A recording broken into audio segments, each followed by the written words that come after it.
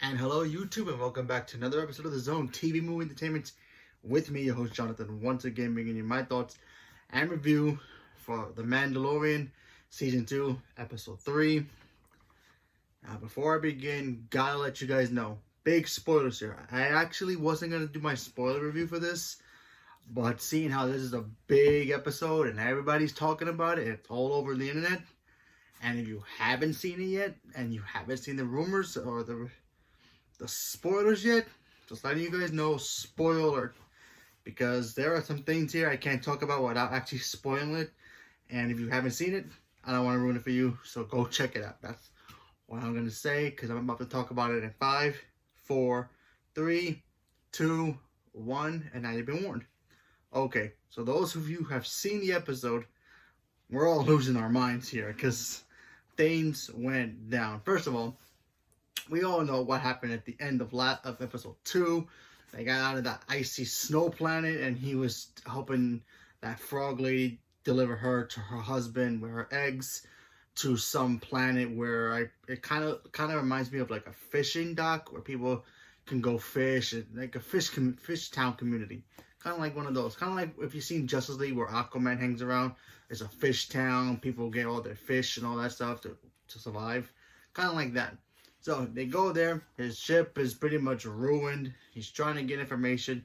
He finally finds the information about, okay, there are other Mandalorians in that planet and he needs to look for them. So he goes off. He meets some fish people who kind of look like Admiral Akbar, his species. So he goes to one of them. They lead a trap for him. Try to kill Baby Yoda. Unfortunately, he gets trapped himself and he gets into predicaments, and then Mandalorians show up and actually help him out. Unfortunately, Baby Yoda's floating crib, that's kaput, that's gone. Kind of a bummer that is gone, because that thing's kind of like iconic, seeing him float with Mando. So hopefully he get another one. Also, we find out one of the Mandalorians is played by WWE superstar Sasha Banks, if anybody watches WWE. So that was interesting. I kind of thought she was gonna be like maybe a Jedi, or maybe somebody related to like Sabine or somebody from Rebels or something. But no, she's just a Mandalorian. So that's awesome. And then of course the leader of the Mandalorian group that helped Mando is none other than Bo-Katan, played by Katie Sackhoff, which is like mind-blowing. First of all, Bo-Katan, if you don't know who that is, Bo-Katan is the sister of the Duchess from Mandalorian, the planet Mandalorian, and she may or may not have romantic feelings for Obi-Wan Kenobi at one point. And one time when Obi-Wan Kenobi went into Mandalorian to help her out, Death Watch was a group of Mandalorians who kind of wanted to overthrow the Duchess at one point. Her sister got involved at one point too, but then her sister died due to the fact that Darth Maul took over the place. Big story, go check out the episode, but get to see Bo-Katan again, it's like, yes. Because first of all, the woman's a badass, and seeing her in the cartoon was awesome, so seeing her live action, that was pretty cool. So, of course, she saves Mando's life.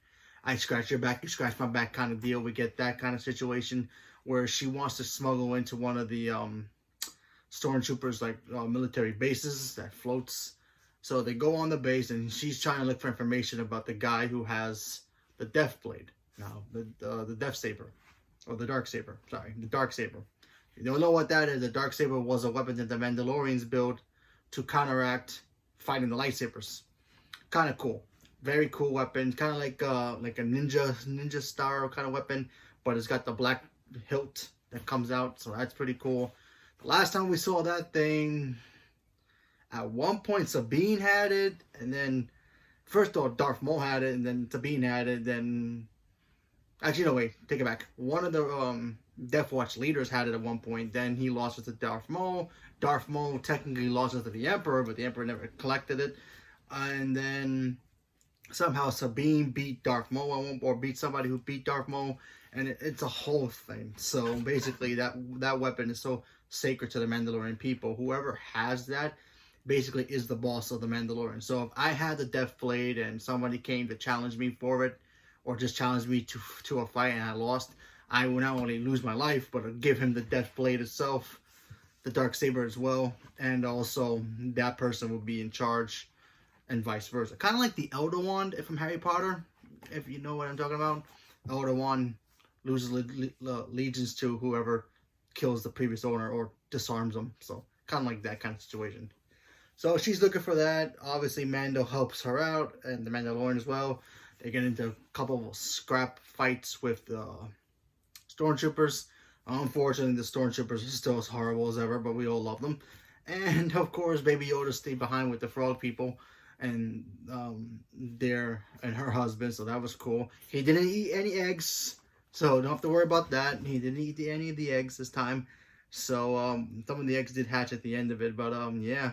And of course, at the end of the episode, we find out that Bo-Katan knows the location of Ahsoka Tano. Now, if you don't know who Ahsoka Tano is, she's the apprentice of Anakin Skywalker, and she was also in Rebels. The last time we saw her was in Rebels, trying to find Ezra Bridges. So, where has she been all this time? We have no idea. Hopefully soon, maybe by the end of the season, we'll find out who's playing her. A lot of people think it's Rosario Dawson playing her, but who knows? But I'm very excited to see Ahsoka Tano come back. I think that's going to be cool. Hopefully we get to see her light up her lightsabers. Hopefully she still has the double white lightsabers, because she's neutral. She's not on anybody's side, so she's just on her own thing. So that would be cool. But yeah, this episode was just fun. First of all, seeing the Mandalorians again and just have them duke it out with some stormtroopers, that was really cool. Seeing a character that we knew from a cartoon become into live action, that was amazing. And I hope we get to see more of Bo-Katan again, because I actually liked her character. She was a badass, she was cool, she was mysterious at some points in her life.